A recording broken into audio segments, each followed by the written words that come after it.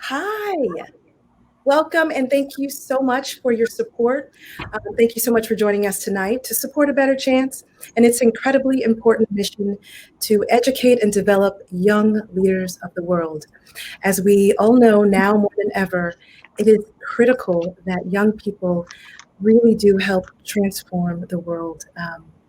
We need young leaders to really step up, and Better Chance is the perfect organization to be able to provide that education, that mentorship, and the paths for these young, talented people to really uh, be the best they can be. My name is Teri Johnson. I am the founder of the Harlem Candle Company, and I am the host of tonight's entrepreneurship panel. We are here to support A Better Chance and their mission. We are here to support A Better Chance and their entrepreneurship series. And so this is the second installment. And this is a critical event because the typical annual fundraiser is not happening. So we are doing it virtually.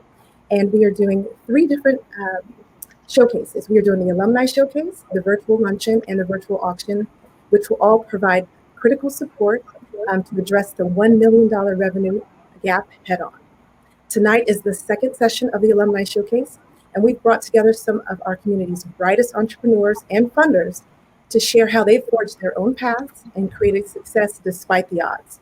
We'll learn how they made their decision to start their own businesses, what worked, what didn't, and where they failed along the way. Our first panelist is Miriam Rivera, Phillips Exeter Academy, class of 1982. Miriam, please tell us a little bit about yourself. So I went to Exeter on a Better Chance scholarship as one of the first generation of women to go to Exeter in the boarding program. So it felt like we were pioneers on both the level of gender and race. I think there were 2 Puerto Ricans that had ever attended Exeter from the scholarship side. I'm sure there were wealthy families from Puerto Rico who'd sent kids in the past. And so it was like landing on a different planet. At the time, Saturday Night Fever was the hot movie.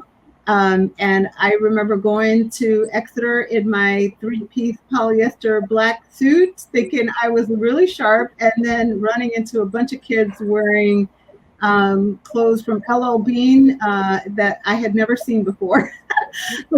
So it was a very challenging social experiment. At that time, 50% of students like myself dropped out of Exeter in the first year. And I did stay for 2 years and eventually graduated from the Latin School of Chicago, also on a scholarship.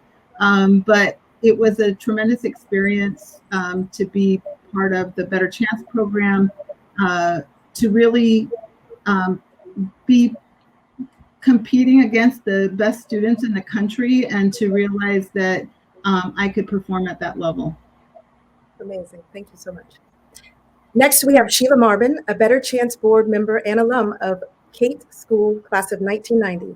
Sheila, please introduce yourself. Good evening, everyone. It's really a pleasure to be here. I am so honored to be able to represent this organization that means so much to me and it's done so much for my life. I attended Kate School in California. I am a native of Los Angeles, so I didn't go too far from home initially, but A Better Chance really transformed my life and really put me on a path to excellence, scholarship at another level, and really helping me see all of the potential of what I could become. So I'm really excited to talk a little bit about my journey to entrepreneurship this year and to meet these fellow alumni who are also involved with A Better Chance. So we're really looking forward to our conversation. Thank you, Teri. And just a little side note, Sheila is one of my best friends, and I was introduced to A Better Chance through Sheila when she lived in New York. She would always invite me to A Better Chance fundraising initiatives, and I would be her plus one, or if she bought the table, I'd be seated right there at the table. And earlier in June, so my business, I run the Harlem Candle Company, we experienced a significant growth in our revenue in June. And this was kind of at the height of when Black Lives Matter was taking place, the demonstrations, and we really wanted to figure out what sort of organization we could partner with to pay it forward. And we did a lot of research, and we were trying to figure out, well, should we go with one of these bailout funds, or, should we do something that's a part of the movement? And all I kept thinking was, what about the young people? And I was like, a better chance. Oh my gosh, it's a no-brainer. It's vetted. I know how great of an organization it is because one of my best friends, who is super successful, who is a mentor to me, has experienced, all of the wonderful things that A Better Chance has given to her. And I have to just say, thank you, A Better Chance. Thank you, Sheila. Thank you, Miriam. Thank you, Sedasia, for just your presence and being the role models and mentors for so many people. So, and next we have Sedasia. And if you don't mind, could you please give us a little bit of your background? You are from Trevor Day School, class of 2013. Woo, you just graduated. Yes, it's so nice to have this opportunity to chat with everyone, and thank you, Teri, for the introduction. As you mentioned, Sedasia went to Trevor Day School in New York City, graduated in 2013, and I have to echo everything everyone has said already. A Better Chance has fundamentally changed my life. I think a few of the biggest reasons why I say that is that ABC is really a family. I remember after orientation, which is an excellent program that I think was 2 to 3 day opportunity for us to learn all about everything you could possibly expect or imagine would happen to you in this new high school setting, right? In a new setting that was going to be predominantly white, ways that you could stay true to yourself, ways that you could feel empowered to tell your story and own your truth and not feel like your worth is ever compromised and that you don't matter in these institutions. So I think from a very, very early age, I was empowered and given that sense of that sense of love for myself and my journey, and also my narrative. And ABC continued while I was in high school to give me opportunities to share that narrative, grow that narrative. And even when college applications came around, actually working with me to write those, right? So ABC has been instrumental in my life in shaping my journey, both as a professional, as an individual, and as a scholar. So it's so amazing to share the floor with such powerful women of color and just powerful change makers. So really looking forward to it. Awesome. Thank you so much, Sedasia. Before we begin, I'd like to recognize our sponsors. Thank you to Bridgewater Associates, the Costas Family Foundation, Deloitte, DuPont, Henry R. Kravis, Lori and Peter Allen Atkins, Ronald R. and Mary H. Pressman, Skaden, ARP Slate, Meager and Floam LLC, Stanley Black & Decker, and Theo and Dana Killian. Thank you so much for making this event possible and for securing a better chance for the next generation. So let's move right into the Q&A, but I want to let everyone who's out there watching, if you have questions, we're going to open it up for Q&A at the very end. So you are able to type in your questions in the comment box, and they will be fed to us at the sort of the end of our pre-planned Q&A. So without further ado, oh, and by the way, thank you to everyone who submitted questions to the Q&A section before. So as I mentioned earlier, Creating Leaders for a Lifetime was created to address the lost revenue for A Better Chance Awards Luncheon. Below is a live stream in an online donation form. I ask you to make a donation right now to A Better Chance. As a supporter of the organization, I can tell you there's no better investment than the talented young students at A Better Chance. I encourage you all to register. Actually, before we even, I'm going to repeat that, but right now we're going to go directly into the Q&A. So let's get started.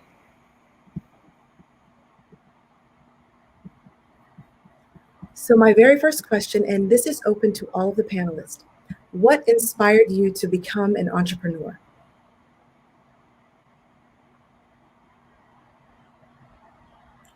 So I can go first on that. My husband, really. And the interesting thing is when I was going to law school and business school, I did not think about being an entrepreneur. I really thought about going to work in a big company or a law firm and becoming a partner at that firm and taking all these years to do that. But when I met him, he gave me such a sense of possibility and of the ability to take risks that I ended up doing a startup where I was the co-founder, and that became an angel-backed and a venture-backed firm within a few years of graduating from the JD MBA program. And since then, I have had various businesses as well as been in different corporate positions. So I feel very facile in both. But when I left Google, I knew that I wanted to start something where I felt like I could really make a bigger difference on issues that mattered to me. And venture capital has really allowed me to do that because one of our investment thesis was that in investing in diverse people, much as a better chance does, that you're going to end up having amazing returns. And that has been proven true in our portfolio. Amazing. Sheila, what about you? What inspired you to become an entrepreneur? Was there a specific moment? Was there a mentor? Yeah, I kind of had it in me even as a young person and not knowing even what an entrepreneur was. But I grew up in South Central Los Angeles, now called South LA, and it's an under-resourced community and that dealt with a lot of the challenges that many under-resourced communities face. Lack of school funding, challenges with gangs, drugs, things of that nature. And I always felt like the people here are great. People always think, oh, you want to get out of the hood. You want to get out of your neighborhood. And it was never like I wanted to get out. I just wanted to help. I felt like really what was necessary was opportunity. And that entrepreneurship would provide a platform, even though I didn't have the words for it at the time, but it would provide the jobs, it would provide the opportunity, it would help us all get ahead. And that was really the very first kernel of my thinking about becoming an entrepreneur. I would say, yeah, thanks, Teri. I would say for me, you had mentioned high school. I just graduated. And so I will be remiss to say, like, growing up as a child, I was always doing creative things and always very deliberate about trying anything new. I could make a business out of anything. So my first business was actually, I was 8 years old and I launched an after school program for inner city kids in the Bronx, which is where I grew up. And in the South Bronx, unfortunately, food desert, lots of issues, environmental injustice, a lot of things that I couldn't articulate back then. But I certainly knew that my mother, a single parent who just retired but worked for NYPD, worked very unpredictable hours. And so there were many times where she couldn't pick me up from school. A lot of other parents were in similar scenarios, and we would be left around to just play and do anything right after school. And as someone who always loved to read and was always called the old soul of my class or of my friend group, I thought we should study. I thought we should do school, do things. And so I built this whole curriculum that I wanted to do, pitched it to my principal, and sure enough, she helped me create flyers. I went and canvassed, talked to parents about it. And I was just always that kid to want to try new things, be very deliberate about expanding what I would say now is my consciousness, but back then as just doing things to elevate, right? And do things that our neighborhood wasn't giving us. So my whole narrative in my entrepreneurship and the businesses that I've had have always been around looking in the world and seeing what should be there but doesn't exist, and literally using my hands to create it. And that's why for me, right now I have a nail company that I absolutely love, and it's really, really just so inspiring and motivating. But in the past was a body care company, right? Where you're literally making products and just in there. And I think that's what just gives me joy. And for me, the more that you can share that joy and that sense of identity with your consumers or with your people, the more they can find their identity in that. And so for me, I guess that's been my path to entrepreneurship and what has kept me in it and what keeps me motivated. Amazing. So we understand what your aha moment was, Sedasia, but what about you, Sheila? What made you decide to start the type of business? If you could just describe a little bit that you decided to launch. Sure. So I run a company called Mirror Digital, and we're a digital media company focused on helping Fortune 500 brands reach multicultural consumers. So I operate at the intersection of advanced digital advertising and multicultural marketing. And these two elements have been my passion throughout my professional career. I started out as a media banker at Morgan Stanley, doing corporate finance and M&A in the first .com boom. And I started my own little, kind of urban media initiative. I wanted to see, what were people of color doing in the digital space? No one was really talking about it. So they were like, go ahead, you can have it. So I really took agency of that and became the expert and was able to help advise some of our senior level, managing directors on different media properties that we're trying to focus on diverse audiences. Fast forward throughout my career, I kept finding myself at points in time where I was focused on launching new digital products or new digital initiatives that were focused on the general market, or launching multicultural products in more traditional media formats. And it was almost as if there was a blind spot that people did not see people of color in the innovation economy. They didn't see them participating on digital platforms. And that's really what my impetus was, to bring those two things together and start Mirror Digital. So it's been very exciting. We've been at this a long time. So we were some of the first people in the space that were really talking about folks of color on the web. And we help our advertisers talk to them authentically and connect with them in a meaningful way on all sorts of digital platforms. So that was my aha moment. Everybody else was missing out. I love that. What about you, Miriam? I'm sorry, could you repeat the question? Yeah.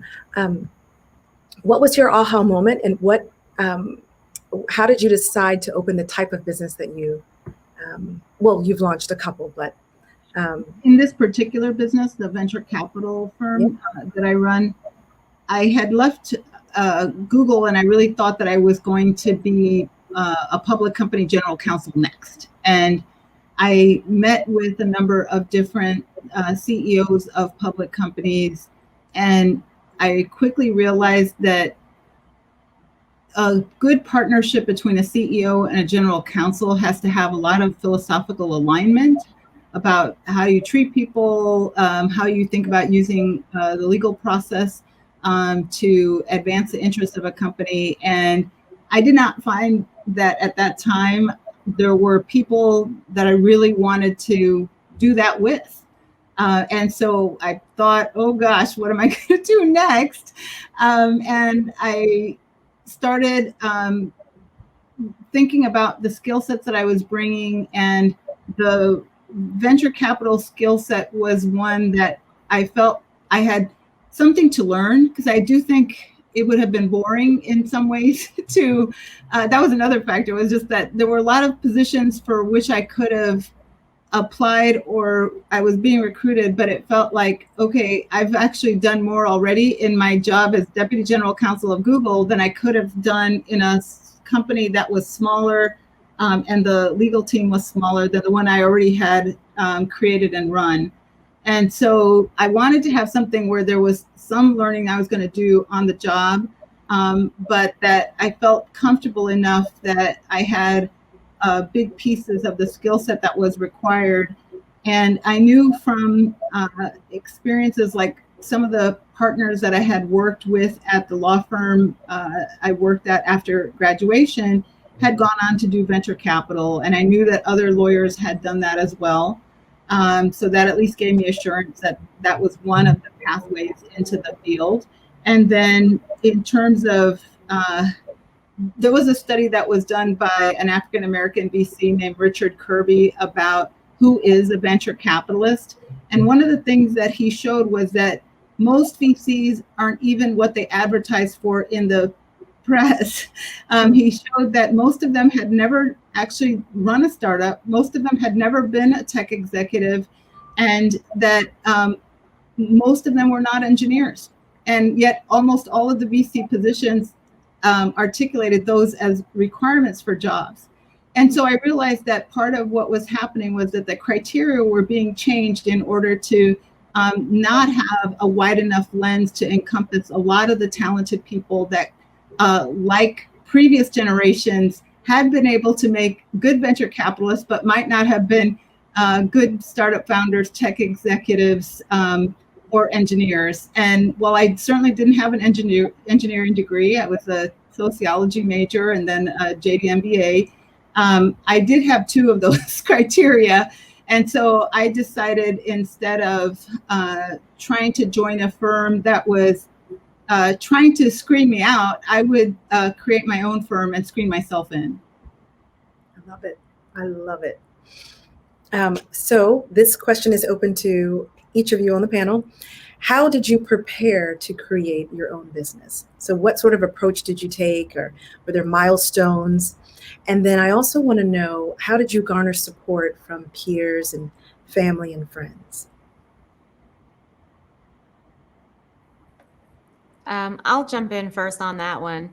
I sometimes feel like my entrepreneur story isn't aligned with the mythology of entrepreneurship. You know, it's always like some young person comes up with an idea in their dorm room or just out of college, and they raise all this money, and then they become this huge success. And that's a very, very small fraction of business founders and the story, but those are the ones that we always think about when we think about entrepreneurship. And I had a very long track record in corporate America before I launched my first business. And it was interesting coming out of business school. I attended Harvard and got an MBA. And coming out of business school, I was talking to my mentors about starting a company.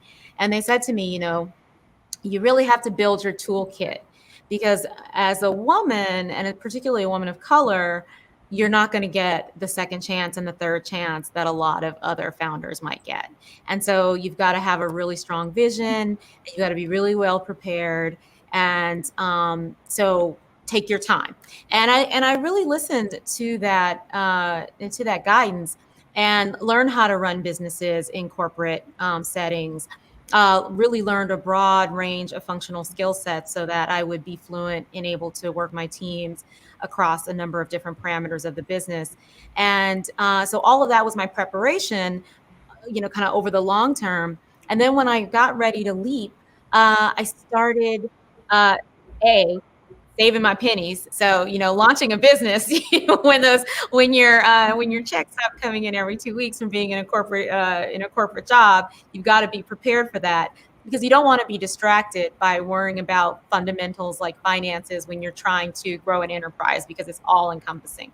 So that's one, to make sure you're in a financial position that you can really launch a business, because it's going to take longer than you think, and it's going to be a lot harder than you think. So that's the right before you launch. And then the other thing that I did was I just talked to a lot of people and built allies. I knew that there was a lot that I didn't know. So having conversations with experts in the industry, getting advice, making sure I was really well networked in my space so that I could hit the ground running was something that was really important as well. So I would say, make sure you got your toolkit, make sure you've got your money stacked, and make sure you've got your network. And I think that those things really help align you for a chance at success.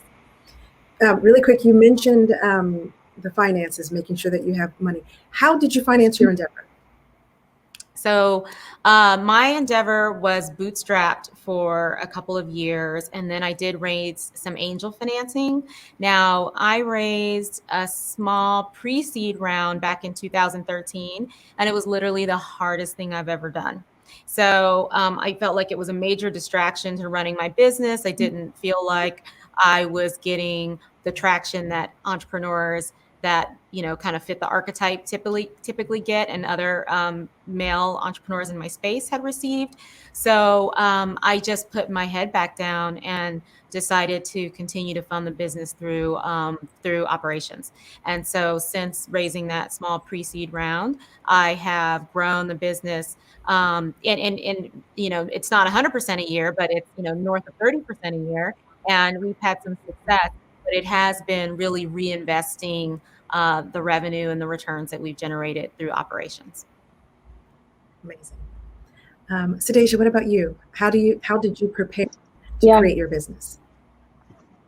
Yeah, I would say what might be most relevant here for this group is how I personally approach my entrepreneurship and businesses. So I've had some small businesses, and currently the two businesses that I'm running now, the beauty business, also the business coaching company, are small businesses, right? And I'm very weary of actually growing too quickly, given this other point I'm going to make, which is I am a full-time employee as well. So I'm balancing my 9 to 5 because I realize that as a young professional, to Sheila's point, there's a lot more that I need to add to my toolkit.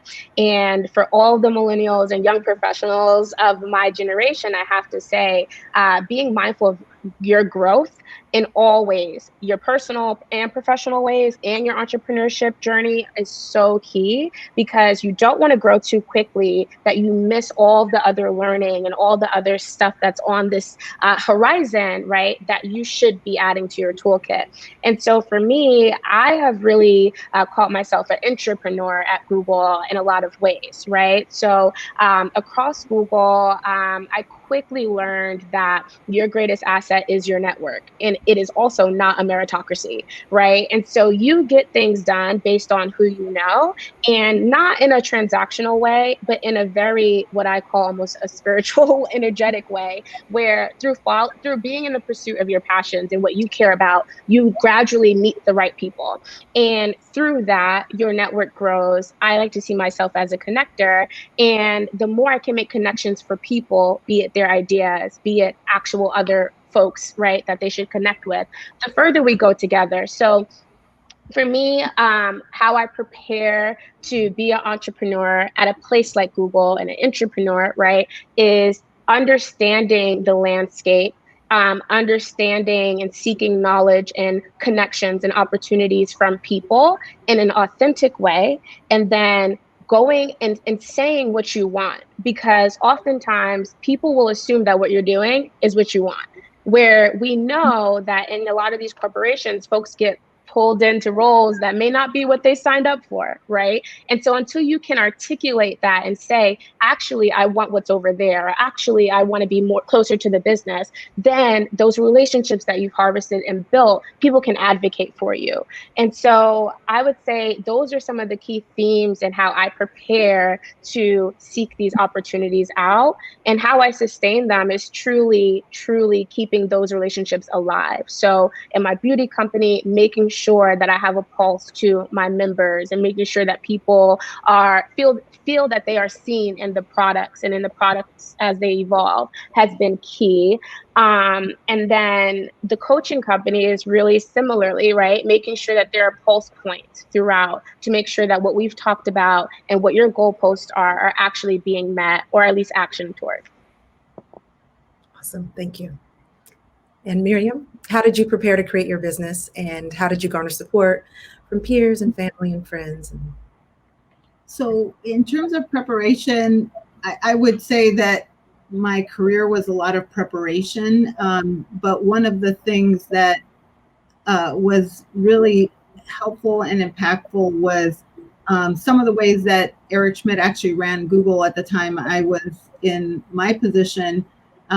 He would basically call on people kind of like a law school professor. And he's like, well, what would you do, Miriam? And what would you do, Jonathan? And he'd go around the room and get everybody's input on a decision that was in front of us as a company. And I remember thinking that that was one of the best things that I could ever have, which was somebody that really wanted to know what I would do, why I would want to do it, and how I would do it. Because every time I had to come up with that kind of a statement, I knew that I could evaluate after the fact whether or not that was the right thing to do. And I could hold myself accountable for what I had recommended.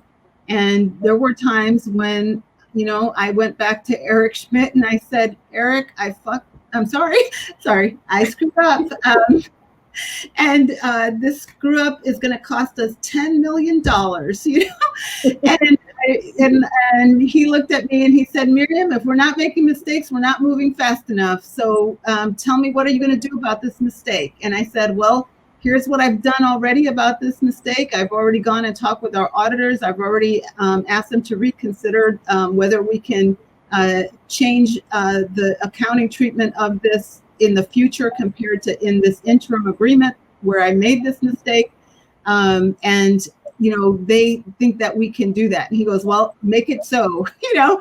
And then having to do that and, you know, being able to tell them we got it done. We fixed this on a moving forward basis. And so that was really one of the best experiences of realizing that my judgment was good, that my instincts were right on a lot of the times, and that even when something didn't go well, I would be able to address it and fix it. And so that gave me a lot of confidence in terms of starting a business of my own. And I think that was probably one of the most important things that I had as training in my career versus, you know, like school training. And then in terms of getting support in my family, frankly, I think my children were kind of relieved because in many ways, Google had been at that time the fastest growing company in American history. And so it was a very intense environment to be in. And I remember reading this journal I used to keep, and my daughter, who was 7 at the time, had written on the last page, Mom, if you ever get here, I hope you don't work so hard. And, you know, it was really heartbreaking in a way because it was a lot of work to build a company like that. And entrepreneurship is not for the weak of heart. And the amount of time and effort it sometimes takes at different periods is a lot. But in running my own business, I really did emphasize for myself that I would want to be home for dinner with my kids, and I would make different decisions than I might have made at Google when there were just certain urgencies and we were a 24/7 global operation that I could make in my own business. And that was one of the factors around deciding to have my own business. So I think that that kind of commitment helped a lot. My husband and I actually went into the business together. And that was an important thing for us because it meant that instead of being in two different environments where we were constantly having to negotiate who was going to get to do what when, we were actually doing the same thing, and we would know who had the right skill set to address the problem that day, who was going to cover the home front, and that we could kind of navigate things a bit more in concert than was possible when in some ways you're kind of competing for time against your spouse when you're both in high demand careers as we were when I was at Google. So a lot of the support and decisions actually were in service of my family, in service of my kids, and also felt like they still gave me an opportunity to learn and grow professionally, as well as to build a business that had a real high impact in terms of the community of investors and the community of diverse entrepreneurs in particular, as well as still giving me economic upside similar to what I would have had as a public company general counsel. Wow, amazing. We are going to switch gears just a little bit, and we are going to talk about bias. And Miriam, the question is for you. You are seeing all sorts of, people interested in raising money. And I want to know, how do you remove bias from an entrepreneur's application? And what proactive steps do you think entrepreneurs should take to decrease the effect of bias in the funding process? So one, I want to talk about some of the things that Sheila mentioned about that there's really such a small fraction of companies that ever get venture capital. And I think most people probably don't just understand it from a data perspective. There are only 1% of companies in the United States that are public companies. 43% of those were venture backed. And so on the one hand, that means that venture capital is a really good way to think about building a public company. On the other hand, 57% of even the public companies were funded some other way completely without venture capital. And most of those were funded, as Sheila has done, just starting out, building a business, generating revenue. We call it customer financing in venture capital. And it's the best financing you can get. It comes with no interest. It comes with no giving up of your control or your equity. And I think that's really where the bulk of American businesses get their funding, is through customers that say, hey, what you're selling is something I want, and I'm going to pay you for it. But that said, in terms of venture capital and how we work to reduce the bias, I'm going to say that there's bias no matter what. And that one of the things we all have to realize is that we all carry bias. And in venture capital, for example, there are studies that demonstrate that women VCs demonstrate the same types of biases as male VCs. They will tend to ask women entrepreneurs downside risk questions similarly to how men do it, men VCs do it. And that's a very impactful bias that enters the interview process with an entrepreneur, because if you ask someone more downside risk questions than upside potential questions, you're already biasing the answer to that interview, which is, I might not invest, or I'm going to invest less because I'm focused on what I'm going to lose if I invest in you, not what I'm going to gain. And so I try to make people very aware that bias is the air that we all breathe, because we grow up in a culture that stereotypes women, it stereotypes people of color, and even we ourselves as people of color do the same things. Jennifer Eberhardt, who's a professor who wrote the book Biased that came out last year, that's one of the best resources in this area, for example, mentioned that when she and her son were getting on a plane, and her son was about 5, an African-American gentleman got on that plane, and he says, well, I hope he doesn't rob me. And she asked her son, like, why would you say such a thing? And she realized that he'd only been alive for 5 years, but the bias of American culture had entered his mind even at that stage. And that's when she really began the study of bias and to try to eradicate it, not just from other people, but from ourselves. So that's how I think about bias.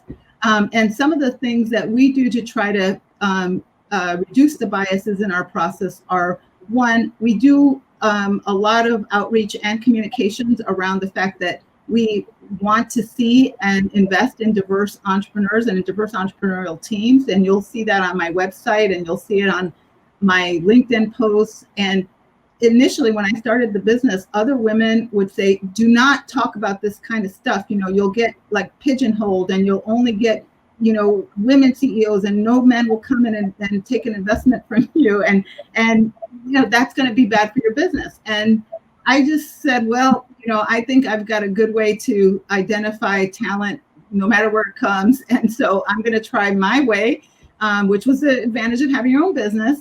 And over time, what we saw is, hey, we're in enterprise software. So even if we say we want a lot of diversity, 2/3 of our entrepreneurs are white men, but 72% of our teams have a woman, an underrepresented minority, a minority, or an immigrant in the founding teams.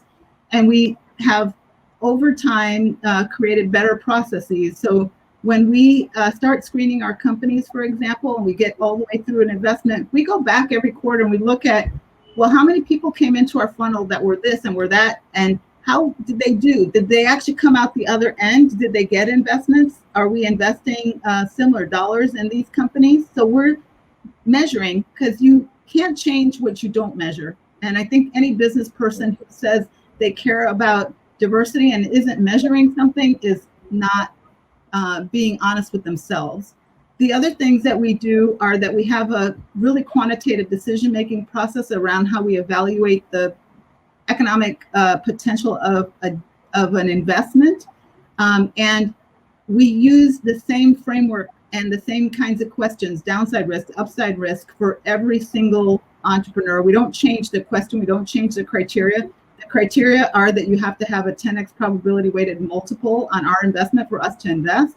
And so we tell people what it is, we show them the process on our website. You can see what we're going to do, what the kinds of questions are. You can see papers about it. We don't try to hide the ball, which is another thing that we try to do to increase diversity, because we know that people of color and women may not run in the same circles as some of our entrepreneurs. And so they don't have some of these unwritten rules. And we try to actually bring those unwritten rules out in the open. After we do our analysis, we share it with an entrepreneur, regardless of whether we make an investment. So we want to be transparent about what were the assumptions, what were the things that we said about the entrepreneur, the team, the product. We're giving them all of that, which I think would hopefully keep us more honest ourselves and what are the kinds of things that we're thinking, believing, and we confront those, and then we're sharing that with our entrepreneurs and the people that we don't invest to, so that they can hopefully get value from the time they've given us in terms of looking for investment from us. Amazing. We're going to ask one more question before we open it up to Q&A. We have a couple of questions that are in queue now, and this is open to anyone who feels like answering. But I think what's important for everyone listening is really to understand, how did a better chance really shape and transform your mindset and to really shape you into the entrepreneur that we are sitting here looking and listening to today? I'm happy. Oh, go ahead. Go ahead, Sedasia. Thanks, Sheila. I'm happy to chime in and kick this one off. I would say, and I mentioned this earlier from orientation, a better chance really empowered me to own my narrative, own my truth, but also, I think more specifically, advocate for myself and know that anything that I want to do, I can do. And I mean that, and it is cliche, but I do think a better chance from the very beginning really instilled this mindset of choice freedom in me that has only continued to grow and expand. From choosing which high school I wanted to go to, which was almost a rebellious act. I chose the school no one in my family wanted me to go to. Same as with college for Wesleyan. And in both spaces, I created lanes for myself. I created opportunities for myself, whether it was trips, whether it was my major, right? I was always in the pursuit of something that maybe I couldn't articulate, but I knew was adding tools to my toolkit. That said, this sort of capacity that I've had that I think has landed me in venture capital, right? Coming from human resources at Google to creating essentially this role for myself at Capital G, which is Alphabet's growth stage of venture fund, has really been embracing opportunities to network up, right? And really meet with folks, no matter their title, and really just understand that everyone is human. And ABC instilled that value in me to know that everyone's human, everyone has experiences that you can relate to. And I have to say, I mentioned this earlier, but it is such a full circle moment for me personally to even be on this panel, because I remember meeting Miriam at a VC panel my first week in the industry and hearing her speak about her experience growing up in Chicago and then going to Phillips Exeter and going up to her afterwards saying you must have been in a better chance, because it's so rare, right, that someone would leave an inner city, like, community to go to a great private school someplace else. And so generally speaking, when that happens, that it's through ABC. And so opportunities like that to even network with people and find such strong mentorship from folks, no matter their walk of life, right, has been such an amazing mindset shift for me coming from where I did. So, and it has really sustained me in my career trajectory so far. Amazing. Sheila? Yeah, at the risk of sounding cliche, A Better Chance really helped steer me on a path to success. I was a very precocious child and always had an opinion and was very academically inclined. But as I was going on my academic journey, you need guidance. And I was the first person in my family to go to college. So to be able to come from a place like South Central Los Angeles and A Better Chance put me in a college preparatory environment that leads me to be able to go to a school like Princeton University was absolutely amazing. And not only did they lead me there, but I was well prepared. I graduated with honors. I won an award for my thesis. I was very involved both academically and socially. And once you're in these spaces, you get to see more. I use that analogy of kind of a horse with the blinders on, like you don't know what you don't know. And then like once those blinders come off and you can start to see around you, you see there's so many roads and there's so many opportunities. And then continuing on that journey, the chance to go to Harvard Business School and really be at the top of my game in terms of my preparation and professional success to be able to launch a successful venture on my own. I am the first entrepreneur in my family. I do it my own way. I'm very, very intentional about getting young people of color into the tech space and showing them opportunity there. So I take risks on young people that a lot of other firms would essentially overlook. So when I think about everything that A Better Chance has given me, I think about all the things that I have to give back.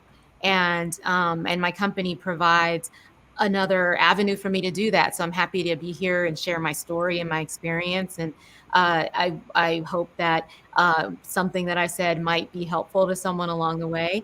And, I want to help bring along that next generation as well. And I think that whole circle and what that means to young people was instilled in me by my coming through A Better Chance. Oh, and A Better Chance alum gave me my first internship actually as well. Like I had never had a professional internship. I was at one of the luncheons and the chair of the board, Theo Killian, gave me an opportunity at the firm that he was at. So you really got to, pay it forward. I think that A Better Chance reminds us. Oh, that's incredible. Thank you. All right. So now we're going to have some questions from the audience. The first one, this is from Scott Johnson from Phillips Exeter Academy. He wants to know how he can find or develop a mentor relationship or internship shadow in the world of finance. If you have any pointers, please let him know. Well, just as just from being on the board, we do have quite a number of board members in the finance industry. So I think we'll be able to connect with, and there are a number of funders who support the organization who are in finance as well, and they're looking for bright young talent. So what I would say is, Scott, please have the organizers connect you. You can even connect with me and I can put you in touch with some of the programming that is in that industry. Perfect. Also, there are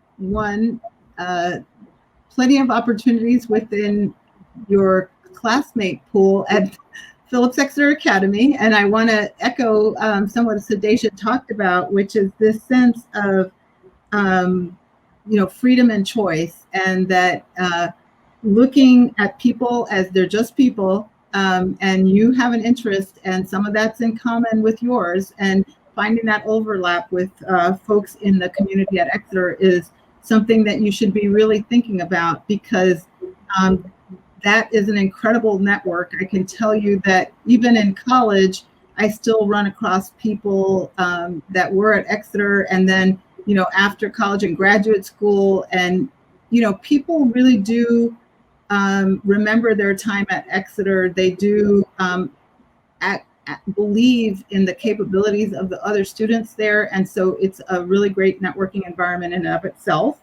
But then there's also special programs like SEO or MLT that are other ways for students to get access to internships and shadowing. And, frankly, like the folks in the ABC community, if there's a way, and I don't know yet if there's a mentorship approach, but a lot of the times other organizations that I've worked with have a way to connect with the alums of that program that are in finance, and then writing to them directly is one way to do that.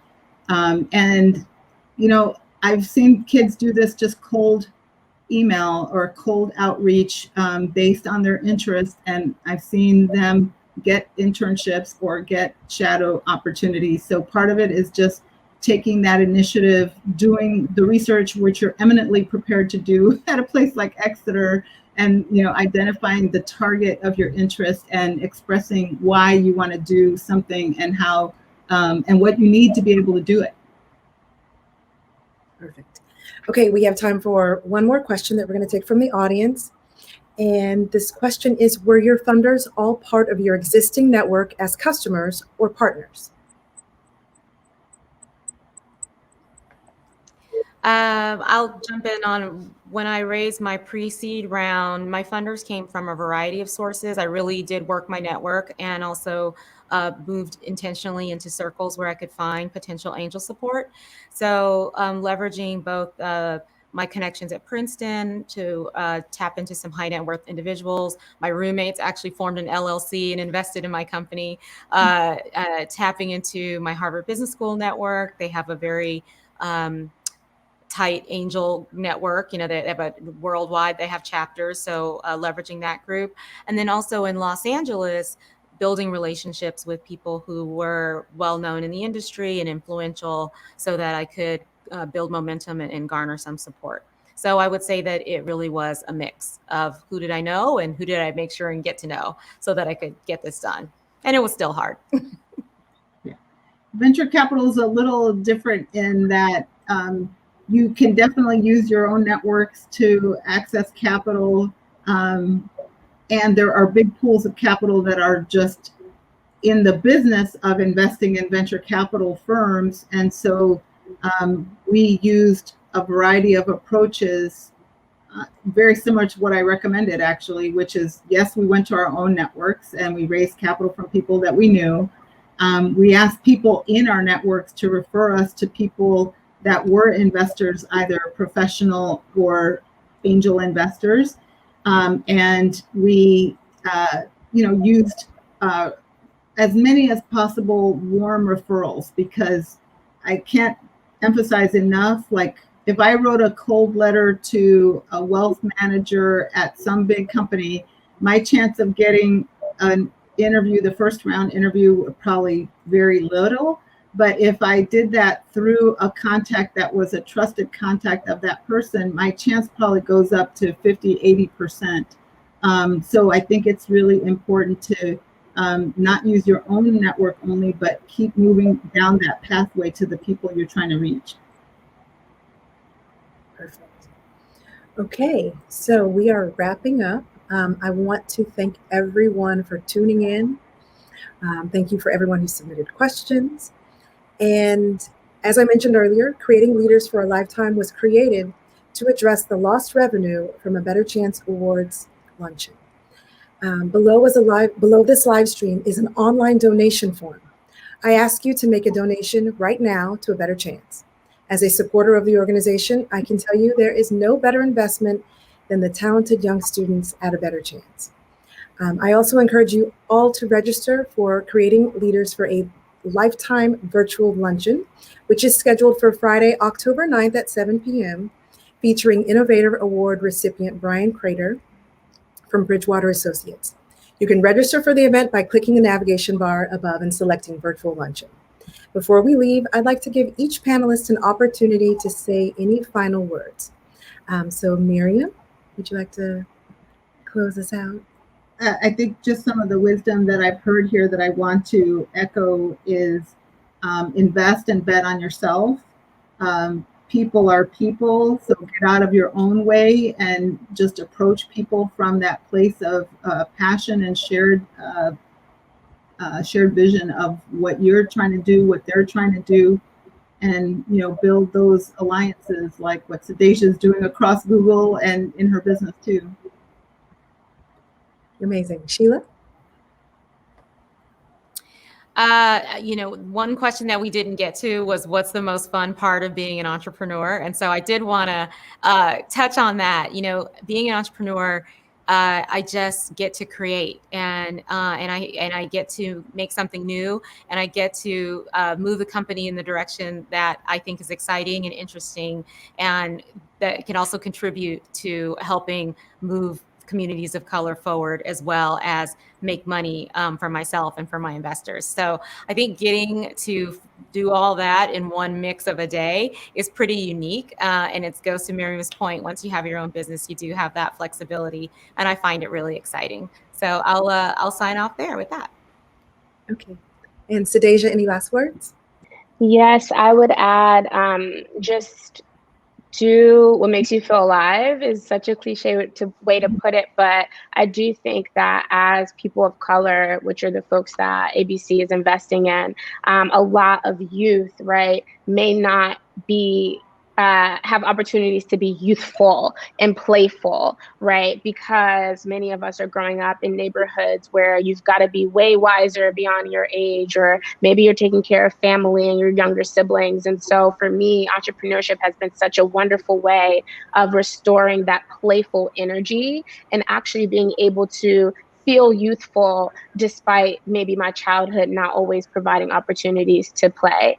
And so I hope that we instilled or shared some sense of our energy behind this and what keeps us alive. But I have to say, to Sheila's point, doing this and knowing that you can move your business in the direction that's exciting for you is exactly that. You see everyone's eyes light up as they talk about their ventures and their businesses. And Sheila, while you were talking about your business, I saw Miriam's eyes light up, and it's just such an amazing space to be in. And once you start, your ideas are infinite. It's just starting.